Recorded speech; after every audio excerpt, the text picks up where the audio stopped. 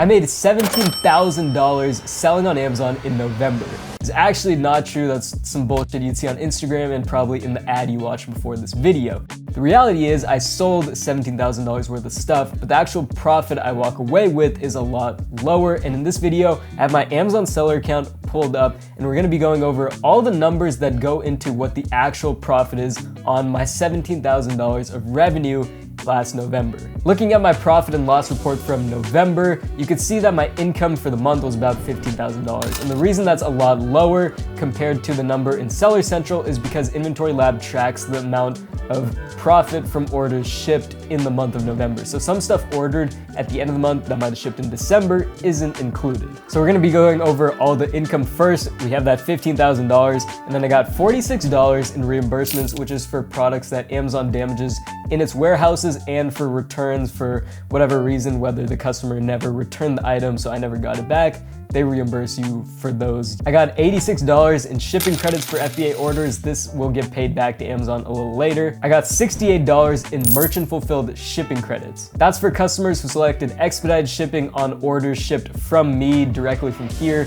to the customer, not through FBA. I charge $8.99 for expedited shipping, and I usually make a lot of money. Not a lot, but like, you know, a few extra $100 during Q4 for customers who order video games and toys with expedited shipping. Next, I got $18 in liquidations, and this is from inventory I couldn't sell over the years. It's just been sitting in the warehouses, so I decided to liquidate it, which means Amazon tries to somehow make some money off of it, and I get a cut of that money. Now, in reality, the $18 I got is a lot less than what I spent on the inventory they liquidated, but the inventory wasn't worth anything anymore. It's been sitting around. I had these books, they've been sitting around for years. I had $37 in fee refunds, and this is for usually returns, so they give you part of the fees back on items that are returned. Speaking of returns, I had $330 in returns. It's part of the business. When you're selling more, you're gonna have more returns. $17,000 of sales, $330 of returns is not that bad. It was only like 5 items, actually 2 of them were $100 cameras. It's not a big deal.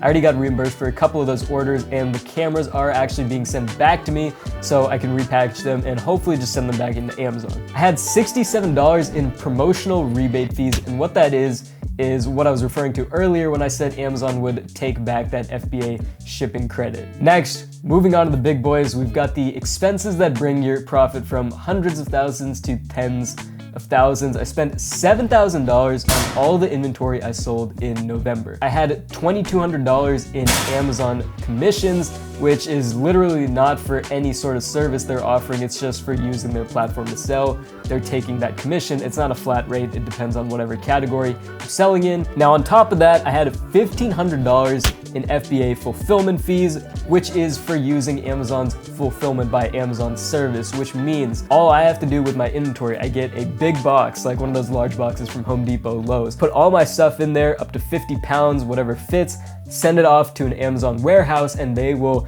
distribute my inventory all over the US to their warehouses. Whenever a customer orders something, they'll pack and ship it for me. $1,500 for that. I don't have to store anything here. I don't have to pack and ship as many orders. Makes my life way easier. Another fee that comes with using FBA is storage fees to have Amazon keep their stuff in their warehouses. So I spent $45 on short-term storage and $5 on long-term storage. That's for items that are in the warehouse for more than 180 days, I believe. I spent $100 on shipping to Amazon warehouses. Now, I've seen some TikToks where people post like selling protein shakes on Amazon, and everyone in the comments is like, how are you shipping that so cheap? It's because of FBA. You can send a 50-pound box through FBA for like $15 because Amazon is partnered with UPS that give you a heavily discounted rate. So on average, I'd say I'm paying 20 to 25 cents per item to send it from my house to the warehouse, about 2 hours away. I spent 75 cents on removal orders. That's for items getting sent back to me from Amazon's warehouses, whether that's items I've recalled because they didn't sell after a long time,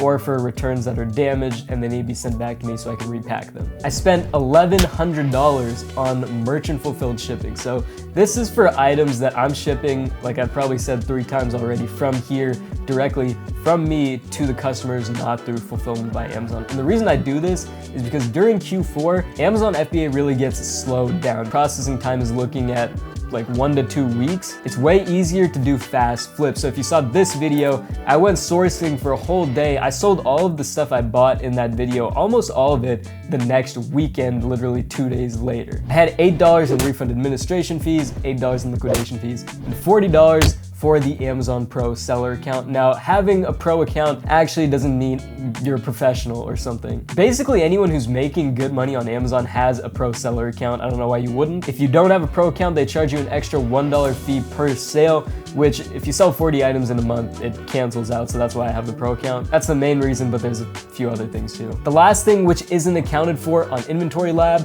is supplies. So I spent about $20 on boxes because I did 4 FBA shipments. I need big boxes. I get those from Lowe's and Walmart. I spent $30 on envelopes for my merchant fulfilled orders. And I also spent $40 on bubble wrap that should last me a few months. You could also tack on another $10 for supplies I didn't buy this month, but I did use, so I had tape, but had that from before, other envelopes, other small supplies, sticker remover, stuff like that. So if you take out all of my expenses, fees, commissions, returns, and supplies, before taxes, I'm making $3,200 of profit. I had to say before taxes before somebody come fight me in the comments. To quickly wrap this up, a lot of you are gonna have mixed opinions about this because some of you are gonna think it's great, side hustle, $3,200 of profit. Others are gonna think that's way too much time invested for what I'm doing. It's way too tedious, but actually, in reality, I was working basically 2 other jobs while I was doing this. I was not putting that many hours in November. A couple videos ago, you saw me do 8 hours of sourcing. A lot of people said that wasn't worth my time, but in reality, that was probably the most time-intensive thing I've done for reselling in the last 2 years. I don't go on long sourcing trips like that. It's usually once or twice during Q4. Only in the last 3 months of the year am I doing something like that. Most of the products I sell are actually bought online and shipped to me, and it's products I already know I can sell. I just go online, look it up every once in a while, find a good deal, and order them. I'm working on being more efficient, but to tell you the truth, I really did not spend that many hours packing, sourcing, shipping, whatever for Amazon in November.